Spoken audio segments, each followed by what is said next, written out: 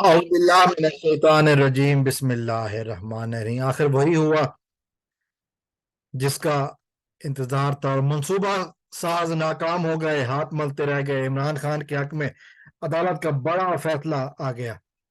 عمران خان ایک دو دفعہ پھر عدالتوں سے سرخرو ہو گئے۔ یہ ہے آج کا عنوان جس کے اوپر میں نے بات کرنی ہے، اور اس موضوع پر آگے بڑھنے سے پہلے آپ سے التماس ہے کہ اگر آپ نے ابھی تک میرا چینل سبسکرائب نہیں کیا تو میرا چینل سبسکرائب کر لیں، تاکہ ہمارا آپ کا رشتہ آنے والی ویڈیوز میں قائم رہے۔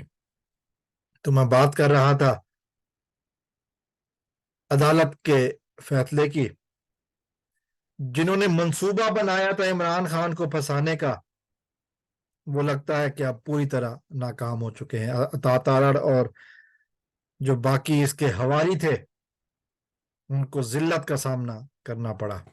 آج کے پروگرام میں یہی بات ہم نے کرنی ہے کہ کس طرح عدالت نے جو توشہ خانہ ہے، اس کیس ہے، اس کی تاریخ آگے کر دی ہے۔ عمران خان کو یہ لوگ جو چاہتے تھے کہ اپنی حکومت کے دور میں گرفتار کریں، جو میڈیا رپورٹس ہیں اس کے مطابق یہ کیس اب 2 ہفتے کے لیے شاید ملتوی ہو گیا۔ عطا تارڑ جو وکیلوں کی فوج لے کر، کارکنوں کو وکیلوں کا لباس پہنا کر عدالت میں پہنچ جاتے ہیں اور نعرے بازی کرتے ہیں، سمجھتے ہیں کہ اس طرح کی نعرے بازی سے، اس طرح کی ہتھ کنڈوں سے عمران خان کو مغلوب کر دیں گے، عمران خان کو پریشر میں لے آئیں گے۔ یہ ایسا نہیں ہوتا۔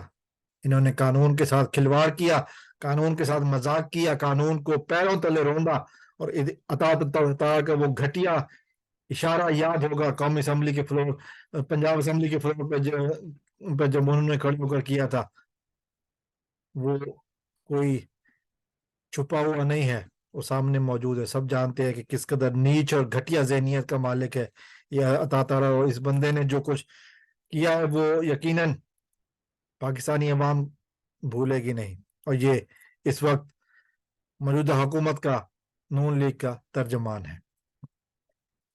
بات آگے بڑھاتے ہیں کہ عدالت نے فیصلہ دیا ہے کہ جو مقدمہ چل رہا ہے اس کی، کہ جس میں ان لوگوں نے پوری طرح کوشش کی ہوئی تھی عمران خان کو گرفتار کرنے کی، وہ اب 2 ہفتے کے لیے ملتوی ہو گیا ہے۔ اس کی تاریخ جو میڈیا رپورٹ چل رہی ہیں، جو میرے پاس جو میں نے سنی ہے مختلف یوٹیوب چینلز پہ، وہ یہی کہا جا رہا ہے کہ جی 15 اگست ڈال دی گئی ہے، اور 15 اگست کا مطلب یہ ہے کہ موجودہ حکومت اسمبلی کی جو آئینی مدت ہے وہ 12 اگست کو ختم ہونی ہے۔